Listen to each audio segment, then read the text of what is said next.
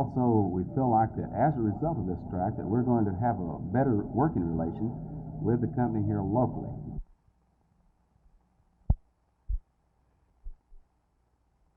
Does this cause any increase in the cost of the automobiles? We don't expect that the settlement that we have made here today will affect the cost of the automobiles. Here at the SMU School of Law today, New York attorney Saul Rabkin sat comfortably before 50 or so law students and endorsed that report by the President's Commission on Civil Disorders and wondered aloud why it didn't come 2 years ago.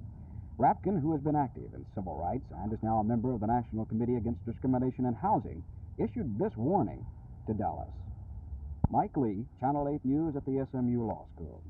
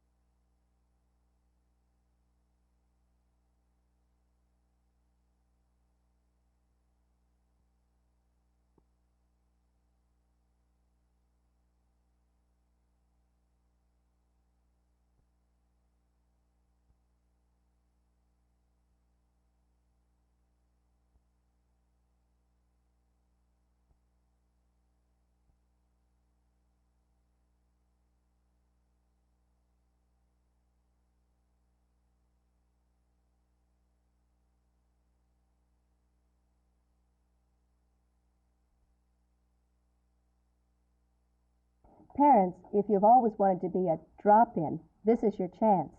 In Texas, this week is Public School Week. All across the state, teachers and students are busy preparing special exhibits and projects so that you can drop in and see them as they are. For instance, here at the Victor H. Hexter School in Miss Blackwell's 4th grade, there's been some science projects prepared and a special section on the pioneers.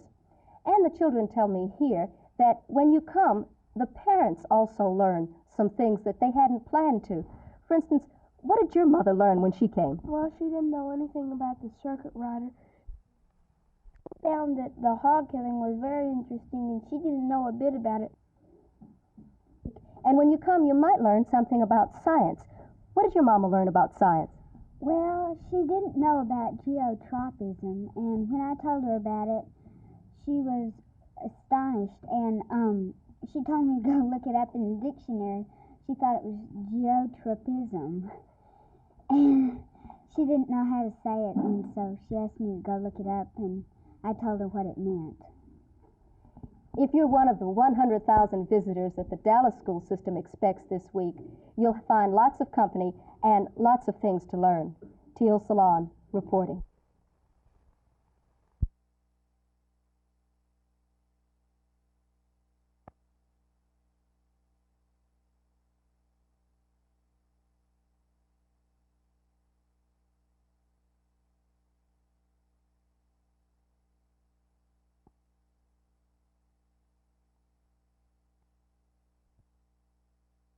Actually, as far as finances, we will never recover all of the finances that were lost during the strike.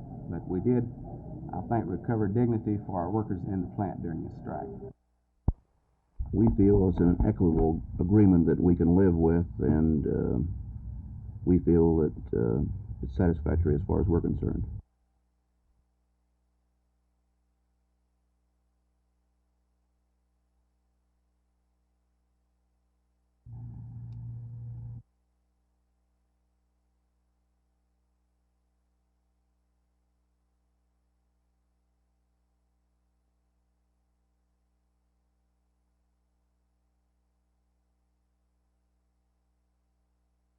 that develops. And frankly, if I were a Negro living in a Negro ghetto, I would be a very angry guy and a very discontented guy. I would be an angry guy and a discontented guy for a whole series of reasons. I'd be paying more rent for poor housing accommodations than non-Negroes. My kids would be going to worse schools. They would be treated with less respect by the businessmen with whom they dealt, by the city authorities with whom they had occasion to deal, and so on. I would begin to feel more and more hopeless. There would be more crime in my area, not because the police aren't doing their job, but because in a poor environment with a lot of poor people, they have to find some way of escape, and one way of escape is crime.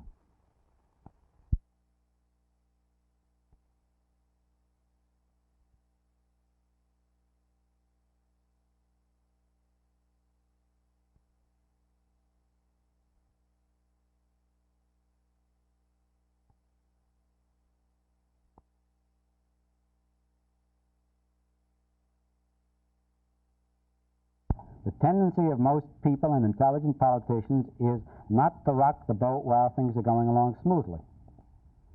And so I suspect that the Dallas city leadership says things are going along smoothly. We have no evidence that there's a volcano building up underneath that may explode.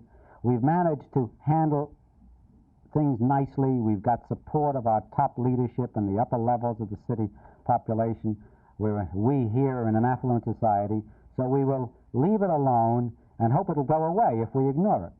And I'm saying that I hope they're right, but I'm afraid they're wrong, and that it was precisely the same kind of attitude that led to the blow-ups that occurred beginning in '64 in various cities. It was, if we just don't pay any attention to it, it'll go away.